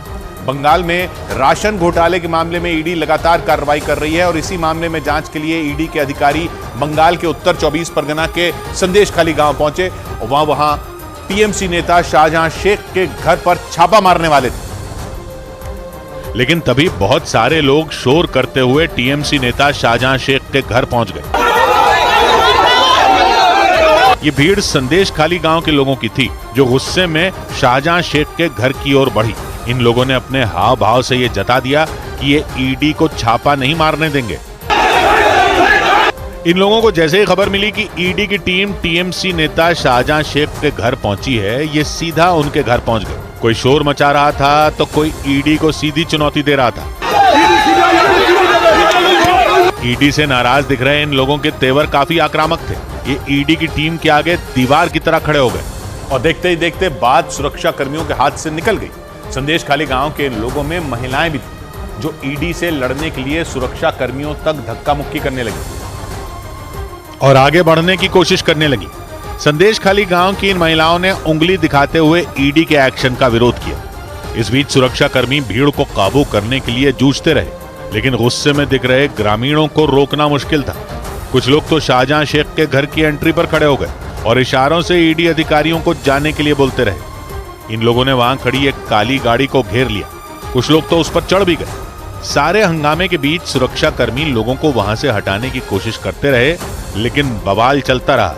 इन लोगों की संख्या अच्छी खासी थी और सब शोर कर रहे थे। इस सारे हंगामे के कुछ ही देर बाद संदेशखाली गांव की सड़कों पर ईडी का एक लहूलुहान अधिकारी नजर आया। इस अधिकारी के सिर पर पट्टी बंधी थी क्योंकि शाहजहां शेख के घर पहुंची भीड़ ने ईडी की टीम पर हमला कर दिया था। ग्रामीणों ने ईडी अधिकारियों की गाड़ी को लेकर उस पर पथराव कर दिया और इसी पथराव ने ईडी के इस अधिकारी को जख्मी कर दिया। अधिकारी के सिर पर गहरी चोट आई। भीड़ ने शाहजहां शेख के घर पहुंची गाड़ियों को भी नहीं छोड़ा। सड़क के किनारे खड़ी ये गाड़ियां भीड़ के गुस्से का सबूत है। इन गाड़ियों में तोड़फोड़ हुई, शीशे टूट गए और सुरक्षा कर्मी एक एक कर इन गाड़ियों की जांच करते नजर आए। न्यूज़ 18 की टीम भी भीड़ के गुस्से का शिकार हुई और पथराव में जख्मी हो गई। ये सारा बवाल इसलिए हुआ क्योंकि ईडी की टीम राशन घोटाले की जांच के लिए टीएमसी नेता शाहजहां शेख के घर पहुंची और देखते ही देखते बवाल हो गया। ईडी का आरोप है कि बंगाल में पीडीएस स्कीम के तहत गरीबों को मिलने वाला राशन खुले बाजार में बेच दिया गया। इसी आरोप की जांच के लिए बंगाल में कई महीनों से ईडी की रेड चल रही है और इसी रेड के दौरान ईडी की टीम पर हमला हुआ। गाड़ियों की तो ऐसी हालत हो गई कि उनका एक भी शीशा नहीं बचा। सीआरपीएफ ने इन गाड़ियों की बारीकी से जांच की। उन्होंने हर गाड़ी के पास जा जाकर उनकी जांच की। उन्होंने गाड़ियों के बाहर और अंदर बैठकर उनका मुआयना किया। इस दौरान मीडिया ने उनसे सवाल पूछे, लेकिन वो कुछ नहीं बोले। मीडिया ने सीआरपीएफ के जवानों से घायलों के बारे में भी जानना चाहा, लेकिन वो बिना कुछ बोले आगे निकल गए। हंगामे के बाद चल रही इस पूरी जांच के बीच पता चला कि शाहजहां शेख के घर पहुंचे ईडी के 5 अधिकारी घायल हुए और एक की हालत उनमें गंभीर है, जिसके बाद इस मामले ने तूल पकड़ लिया। सियासत भी शुरू हो गई। बीजेपी ने इस हमले के लिए राज्य की ममता सरकार को जिम्मेदार माना। केंद्र सरकार ने भी बंगाल सरकार को आड़े हाथ लिया और ईडी की टीम पर हुए मामले को गंभीरता से लिया। और इस घटना को हम लोग बहुत ही गंभीरता से लिए हैं। निर्दिष्ट रूप से आगे जाके क्या होगा हम लोग ये डिसीजन भी लेंगे। केंद्रीय मंत्री निशित प्रामाणिक भले ही बंगाल सरकार को इस बवाल के लिए जिम्मेदार ठहरा रहे हों, लेकिन टीएमसी ने सारा दोष छापा मारने गई ईडी की टीम के सिर मढ़ दिया। ईडी का जो ऑफिसर लोग थे और उनका साथ जो सेंट्रल फोर्स का आदमी लोग थे, वो लोकल पीपल को बुरी तरह इरिटेट कर रहे थे, प्रोवोक कर रहे थे। ईडी की टीम बंगाल में राशन घोटाले की जांच कर रही है। उसका आरोप है कि गरीबों को पीडीएस के तहत मिलने वाले अनाज की बंदर बांट हुई। पीडीएस गरीबों को सस्ते में अनाज देने वाली योजना है और ईडी के मुताबिक बंगाल में इसके तहत मिलने वाले 30% अनाज को खुले बाजार में बेच दिया गया। इसी की जांच के लिए बंगाल के मंत्री ज्योतिप्रिय मलिक के आवास पर छापा पड़ चुका है, क्योंकि ज्योतिप्रिय मलिक बंगाल का खाद्य मंत्रालय संभाल चुके हैं। यही नहीं, टीएमसी नेता शाहजहां शेख को ज्योतिप्रिय मलिक का करीबी माना जाता है, यानी जिस नेता के घर ईडी पहुंची थी उसके तार ज्योतिप्रिय मलिक से जुड़े हैं। इधर उत्तर प्रदेश के लखनऊ में सिराज अहमद नाम के बिल्डर के एक अवैध अस्पताल को बुलडोजर चलाकर ध्वस्त कर दिया गया। बताया गया कि सिराज अहमद जेल में बंद बाहुबली मुख्तार अंसारी का बेहद करीबी है।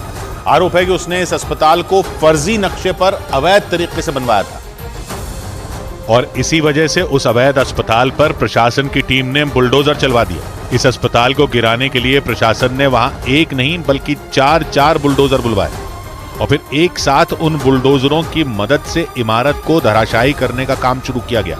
एफआई हॉस्पिटल में ये बुलडोजर चल रहा है, अवैध तरीके से बना हुआ है। मैं आपको तस्वीरें यहाँ पर लगातार दिखा रहा हूँ कि किस तरीके से एलडीए का बुलडोजर जो है वो लगातार यहाँ पर चल रहा है। इस कार्रवाई का जो वीडियो सामने आया उसमें बुलडोजर के पंजे इमारत की दीवारों और उसके पिलर को गिराते नजर आए। प्रशासन के एक बुलडोजर ने अस्पताल के अगले हिस्सों को ढेर किया तो दूसरे बुलडोजर ने इमारत के गेट को चंद मिनटों में मिट्टी में मिला दिया।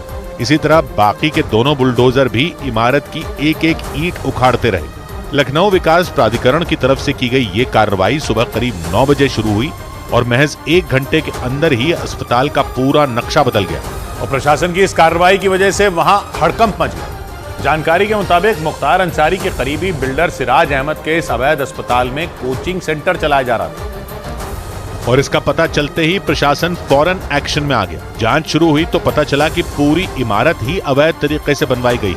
न तो इसका नक्शा पास करवाया गया था और न ही अस्पताल बनाने की मंजूरी ली गई थी और तो और इस इमारत में अवैध तरीके से काफी वक्त से कोचिंग सेंटर भी चलाया जा रहा था। इसके बाद फर्जी नक्शे पर बने अस्पताल को प्रशासन ने पिछले महीने की 24 तारीख को सील कर दिया। इस तरीके से एफआई हॉस्पिटल का नक्शा पास नहीं था और अवैध तरीके से इस अस्पताल के अंदर कोचिंग सेंटर चलाया जा रहा था।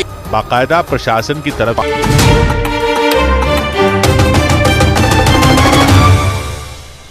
तो बड़ी खबर आई दक्षिण कोरिया से, जहां उसके पड़ोसी उत्तर कोरिया ने एक साथ 200 गोले दागकर हड़कंप मचा दिया।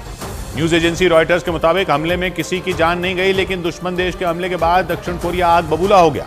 वहां की सेना अलर्ट हो गई। दक्षिण कोरिया ने हमले के तुरंत बाद उत्तर कोरिया से लगने वाले अपने 2 द्वीपों को खाली करने के आदेश जारी कर दिए।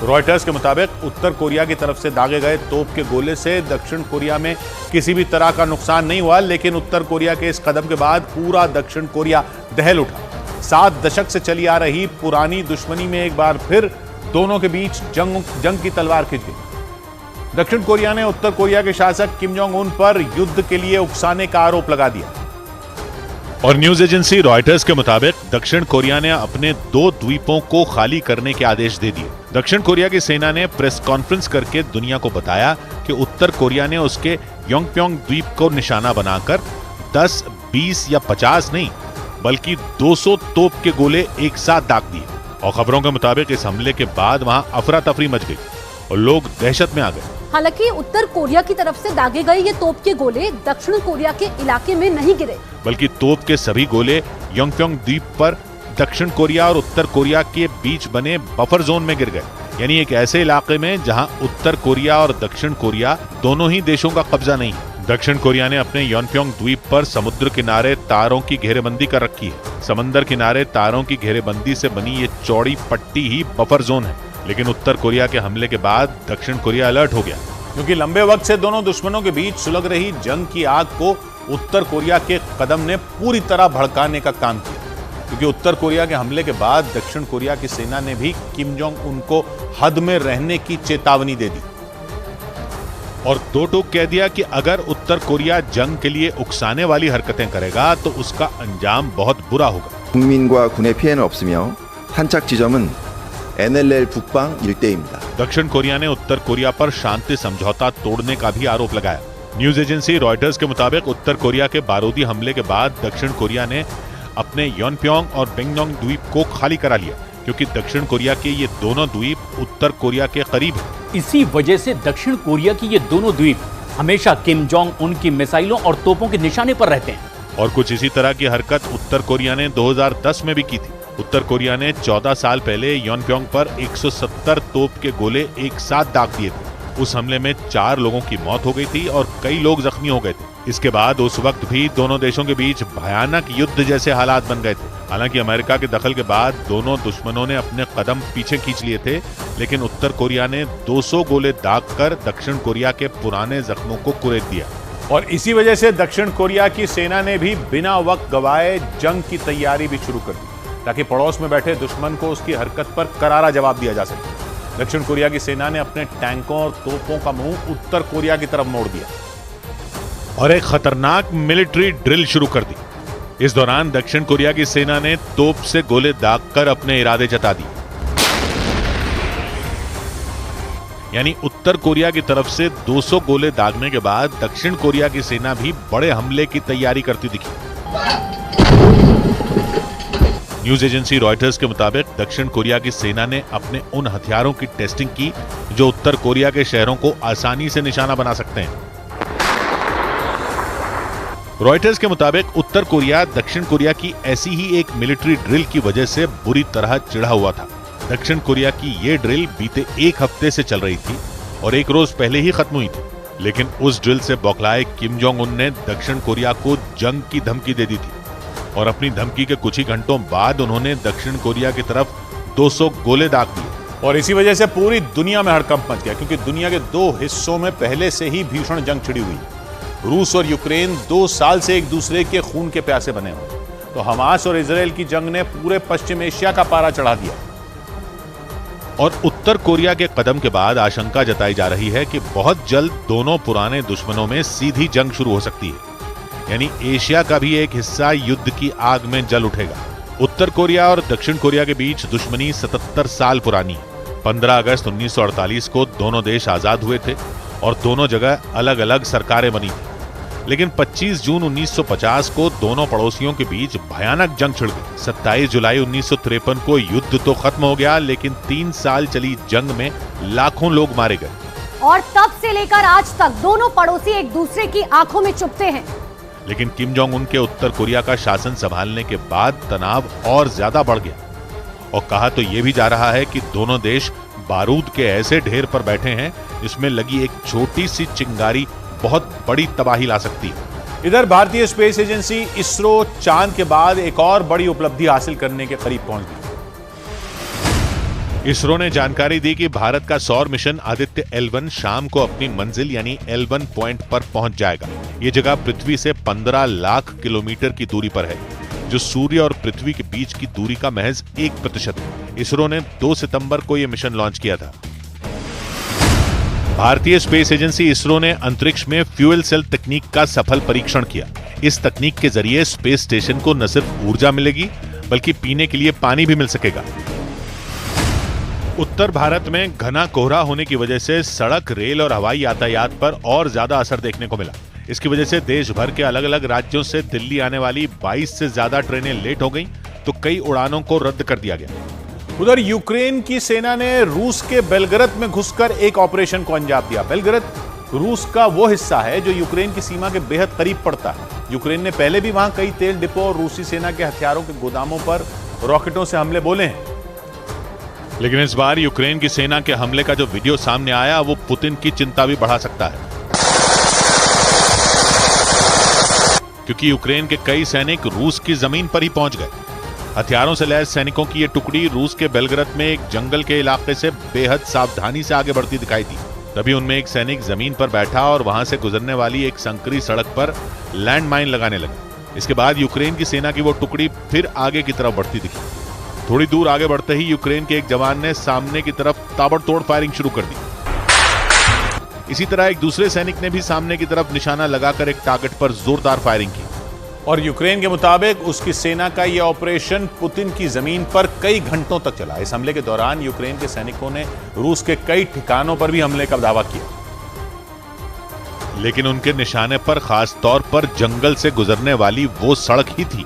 इसीलिए वो एक एक कर वहां लैंडमाइन बिछाते हुए आगे बढ़ते रहे। रूस का शहर बेलग्रद यूक्रेन की सीमा से महज 40 किलोमीटर दूर पड़ता है और वहां से रूस की बख्तरबंद गाड़ियां और टैंक आसानी से यूक्रेन की सीमा तक पहुंच जाते हैं, जहां से बेलग्रद से करीब पड़ने वाले यूक्रेन के शहरों को निशाना बनाना आसान होता है। इसी वजह से इस बार यूक्रेन के सैनिक बेलग्रद की सीमा के अंदर ही पहुंच गए। ताकि वहां से यूक्रेन की सीमा के करीब तक आने वाली सड़क पर बारूदी सुरंगें बिछाई जा सकें। ऐसा करके यूक्रेन को यह उम्मीद है कि जैसे ही उस सड़क से रूसी टैंक और बख्तरबंद गाड़ियां गुजरेंगी, उनके परखचे उड़ जाएंगे। उधर ब्रेकिंग न्यूज है जयपुर से। जयपुर दौरे पर पहुंचे प्रधानमंत्री नरेंद्र मोदी ने बीजेपी विधायकों से अपील की है कि 22 जनवरी को अयोध्या जाने की बजाय लोग घर में ही 5 दीपक जलाएं और 22 जनवरी के बाद अयोध्या पहुंचकर रामलला के दर्शन करें। उन्होंने ये बात बीजेपी नेताओं की बैठक के दौरान कही। 22 जनवरी को अयोध्या में राम मंदिर का प्राण प्रतिष्ठा समारोह है। उस दिन अयोध्या पहुंचने के लिए लोगों में भारी उत्साह देखने को मिल रहा है। 22 तारीख को हर घर में 5 दीपक जलाने हैं और उसके बाद चूंकि 22 तारीख को बाकी के लिए प्रवेश निषेध है, क्योंकि ये जो बहुत सारी खबरें आ रही थी कि लोग पहुंचना चाह रहे हैं 22 तारीख को और देश के हर कोने से लोग 22 तारीख को ही पहुंचना चाह रहे हैं, तो प्रधानमंत्री नरेंद्र मोदी ने बीजेपी विधायकों से अपील की कि 22 जनवरी को अयोध्या जाने की बजाय लोग घर में ही 5 दीपक जलाएं, ऐसा सब लोगों को बताया जाए और 22 जनवरी के बाद अयोध्या पहुंचकर रामलला के दर्शन करें। 22 जनवरी को सब लोग वहां एक साथ न पहुंचे। उन्होंने ये बात बीजेपी नेताओं की बैठक के दौरान कही। जयपुर में 22 जनवरी को अयोध्या में राम मंदिर का प्राण प्रतिष्ठा समारोह है। उस दिन अयोध्या पहुंचने के लिए लोगों में भारी उत्साह देखने को मिल रहा है। उसी को देखते हुए प्रधानमंत्री ने ये अपील की है। भवानी हमारे साथ जुड़ रहे हैं जयपुर से। भवानी, तो अब प्रधानमंत्री को ये अपील करनी पड़ गई ऐसा लग रहा है, क्योंकि अब ये देश भर से खबरें आ रही हैं और वहां पर उन्होंने विधायकों को ही कह दिया।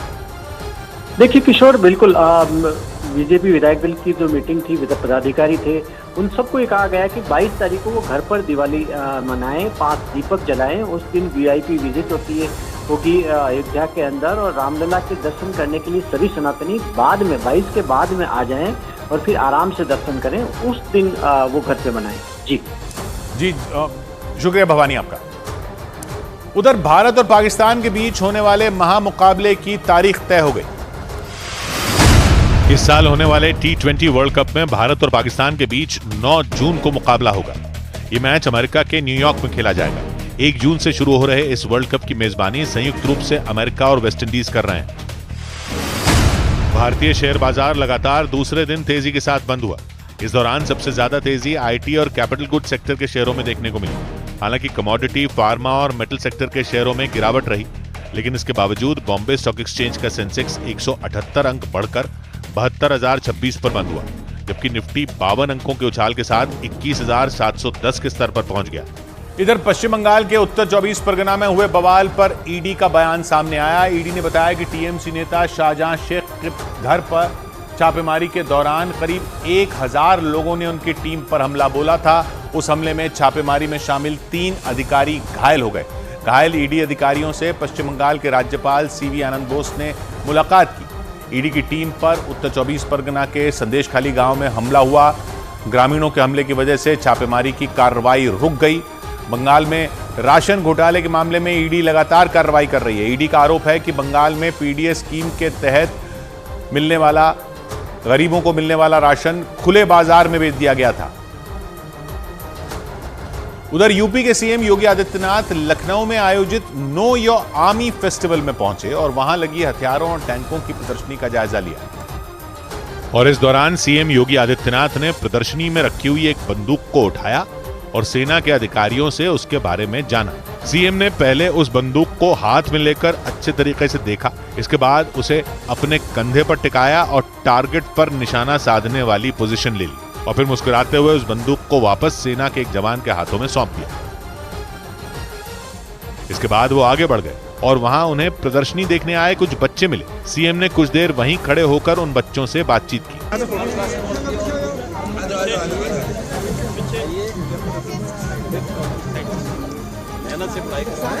इसके बाद योगी आदित्यनाथ ने वहां मौजूद एक टैंक का भी जायजा लिया और सेना के एक अधिकारी के साथ उस टैंक पर चढ़ गए और फिर उन अधिकारी ने सीएम को उस टैंक के बारे में पूरी जानकारी दी। इसके बाद उन्होंने उस टैंक पर खड़े होकर एक तस्वीर खिंचाई और फिर नीचे उतर गए। और सीएम योगी आदित्यनाथ का ये दौरा यहीं खत्म नहीं हुआ। नो या आर्मी फेस्टिवल के दौरान उन्होंने वहां मौजूद सेना के तमाम हथियारों को देखा, उनके बारे में जाना। और इस दौरान जब सीएम योगी आदित्यनाथ एक बख्तरबंद गाड़ी के पास पहुंचे तो वो खुद को उसके अंदर चढ़ने से रोक नहीं पाए और वहां मौजूद दूसरे जवानों के साथ वो उस बख्तरबंद गाड़ी के अंदर चले गए। और उसका जायजा लेने लगे। इसके बाद वो आगे बढ़े और प्रदर्शनी में रखे दूसरे हथियारों और सैन्य उपकरणों के बारे में भी उन्होंने जानकारी ली और वो वहां रखे सेना के एक हेलीकॉप्टर का भी जायजा लेने पहुंचे और सेना के अधिकारी के साथ उसके अंदर बैठ गए। थोड़ी देर उसमें बैठने के बाद वो उस हेलीकॉप्टर से उतरकर आगे बढ़ गए और वहां मौजूद एक बेस कैंप में घुस गए और सेना के काम करने के तरीके को बारीकी से समझा। इसके बाद वो वहां मौजूद दूसरे जवानों से भी मिले और उनका हौसला बढ़ाया। इधर दिल्ली महिला आयोग की अध्यक्ष स्वाति मालीवाल इस्तीफा देते हुए भावुक हो गई। आम आदमी पार्टी ने उन्हें राज्यसभा का उम्मीदवार बनाया है, इसी वजह से उन्हें दिल्ली महिला आयोग के अध्यक्ष पद से इस्तीफा देना पड़ा। लेकिन इस दौरान उनकी आंखों से आंसू निकल पड़े। राज्यसभा के लिए नामांकन दाखिल करने से पहले दिल्ली महिला आयोग के दफ्तर में वो भावुक हो गई। अपने इस्तीफे के बाद वो आंसू पोंछती दिखाई दी। स्वाति मालीवाल के इस्तीफे के बाद दिल्ली महिला आयोग का पूरा दफ्तर भावुक दिखाई दिया। उनके साथ काम करने वाले कर्मचारी भी आंसू पोंछते दिखाई दिए। इस दौरान स्वाति मालीवाल एक एक करके सभी को गले लगाती दिखी। दिल्ली महिला आयोग में काम करने वाले कर्मचारियों ने दफ्तर के गेट तक आकर उन्हें विदाई दी। आम आदमी पार्टी ने 2015 में स्वाति मालीवाल को दिल्ली महिला आयोग का अध्यक्ष बनाया था। इधर मध्य प्रदेश के इंदौर में एक छात्र ने स्कूल की इमारत से छलांग लगाकर आत्महत्या की कोशिश की और इस घटना की खबर लगते ही पूरे इलाके में लोग हैरत में पड़ गए, क्योंकि इस घटना का एक वीडियो भी सामने आया और उस वीडियो में वो छात्र इमारत की तीसरी मंजिल से छलांग लगाता नजर आया। इसके बाद वो बेहोशी की हालत में कुछ देर तक जमीन पर पड़ा हुआ दिखा, जबकि वहां आसपास मौजूद लोग उसकी तरफ तेजी से भागते दिखाई दिए। इसके कुछ देर बाद वहां बाकी लोग भी पहुंच गए और उस छात्र को अस्पताल ले जाया गया। पुलिस के मुताबिक होमवर्क पूरा न होने की वजह से वो छात्र कुछ दिनों से काफी परेशान था। ये भी बताया गया कि वो 12 दिनों से स्कूल नहीं जा रहा था। जब स्कूल की तरफ से उसके माता पिता को इस बात की जानकारी दी गई तो वो अगले ही दिन घबराकर स्कूल पहुंच गया और वहां स्कूल में आत्महत्या की उसने कोशिश की। एक अज्ञात भय के कारण वो तीसरे मंजिल से ऊपर से कूद गया। हालांकि गनीमत ये रही कि उस छात्र की जान बच गई, लेकिन वो गंभीर रूप से घायल हो गया। उधर बड़ी खबर आई शरद पवार गुट के नेता जितेंद्र आव्हाड से जुड़ी। जितेंद्र आव्हाड के खिलाफ पुणे में केस दर्ज कर लिया गया है। उन पर धार्मिक भावनाओं को भड़काने का आरोप है। जितेंद्र आव्हाड ने महाराष्ट्र के शिरडी में पार्टी के कार्यक्रम में राम के खाने पर, मांसाहारी होने पर बयान दिया था और विवादास्पद बयान दिया था। उनके बयान पर बीजेपी नेता राम कदम ने शिकायत भी दर्ज कराई थी।